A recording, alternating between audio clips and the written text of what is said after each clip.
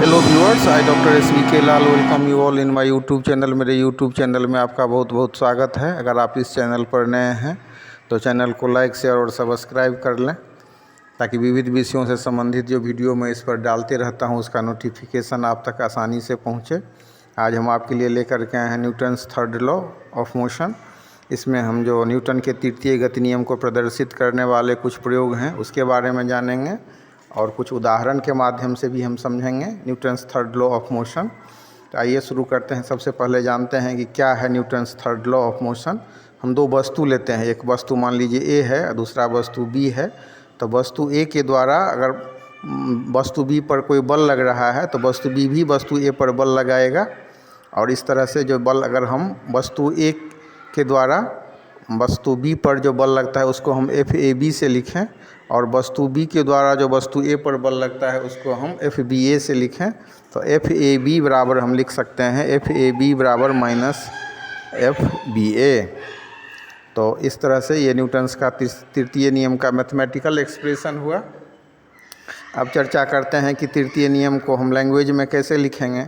तो इसको हम लिखेंगे कि दो वस्तुओं के अनोन्य क्रिया में पहली वस्तु द्वारा दूसरी वस्तु पर लगाया गया बल दूसरी वस्तु द्वारा पहली वस्तु पर लगाए गए बल के बराबर और विपरीत दिशा में होता है। तो इसका मतलब क्या हो गया? इसका मतलब हो गया कि बल सदैव जोड़ा में लगता है। अब हम एक पुस्तक को जैसे हाथ से ढकेलते हैं, तो अगर हम हाथ पुस्तक पर बाईं ओर अगर F1 बल लगाता है तो न्यूटन के तृतीय गति नियम के हिसाब से पुस्तक भी हाथ पर एक बल लगाएगी F2 जो दाईं ओर लगेगी। तो इस तरह से हम समझ सकते हैं कि परिमाण में बराबर लेकिन दिशा में विपरीत दो बल लगता है जो जोड़ा में लगता है, और ये जो जोड़ा में बल लगता है इसको हम क्रिया प्रतिक्रिया जोड़ा कहते हैं। तो इसमें ध्यान देने वाली बात है कि क्रिया और प्रतिक्रिया दो भिन्न वस्तुओं पर लगते हैं, और एक ही वस्तु पर जो क्रिया प्रतिक्रिया का जोड़ा बल नहीं लगता है। ठीक है, तो क्रिया और प्रतिक्रिया दो भिन्न वस्तुओं पर लगेगा, एक ही वस्तु पर जो लगते क्रिया प्रतिक्रिया बल का जोड़ा नहीं लगेगा। इसी हिसाब से जो एक ही वस्तु द्वारा लगाए गए बल की क्रिया प्रतिक्रिया जोड़ा नहीं हो सकती है। तो क्रिया और प्रतिक्रिया बल हमेशा एक साथ लगेगा, और मतलब एकल बल कभी अस्तित्व में नहीं रहेगा। तो ये इसका मैंने की पॉइंट है। अब तो इसको अगर हम संक्षेप में लिखें, एक लाइन में लिखें, तो हम लिख सकते हैं कि प्रत्येक क्रिया के बराबर और विपरीत प्रतिक्रिया होती है। और ये मतलब तो बस एक लाइन में इसको हम याद रख सकते हैं।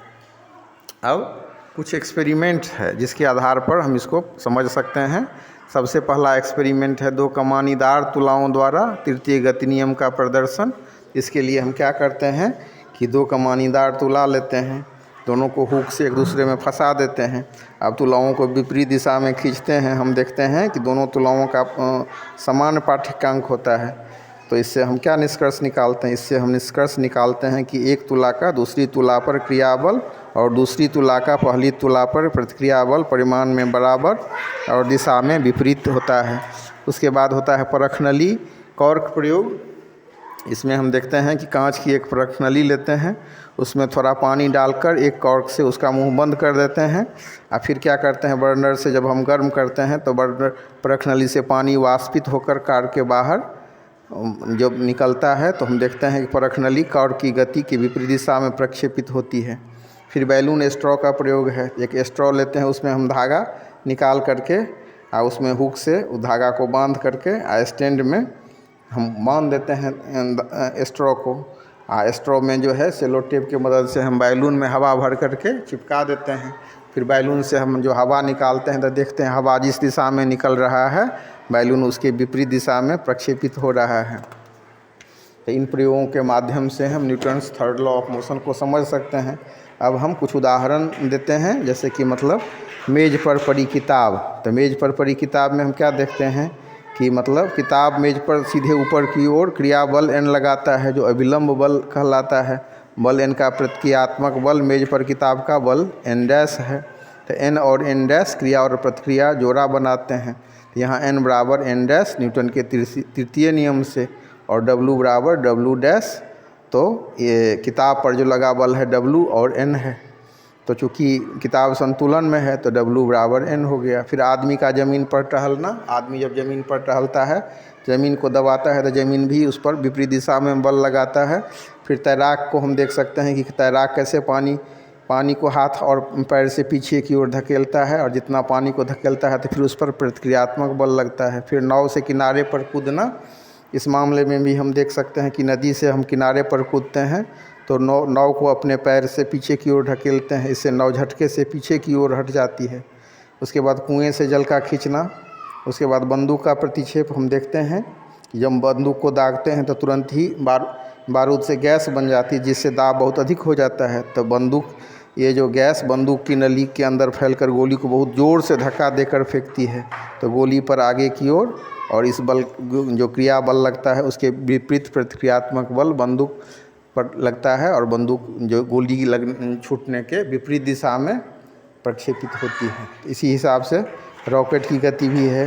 घोड़े की गाड़ी का खींचना हो गया, और फिर पृथ्वी और चंद्रमा पर जो बल लगता है तो उसमें भी हम प्रतिक्रियात्मक बल को समझ सकते हैं। सूर्य पृथ्वी को खींचता है तो पृथ्वी भी सूर्य को उतने ही परिणाम से बल से खींचती है। इसी प्रकार पृथ्वी चंद्रमा को अपनी ओर खींचती है तथा चंद्रमा भी पृथ्वी को अपनी ओर उतने ही परिमाण के बल से खींचती है, और इस तरह से प्रतिक्रियात्मक बल को हम समझ सकते हैं।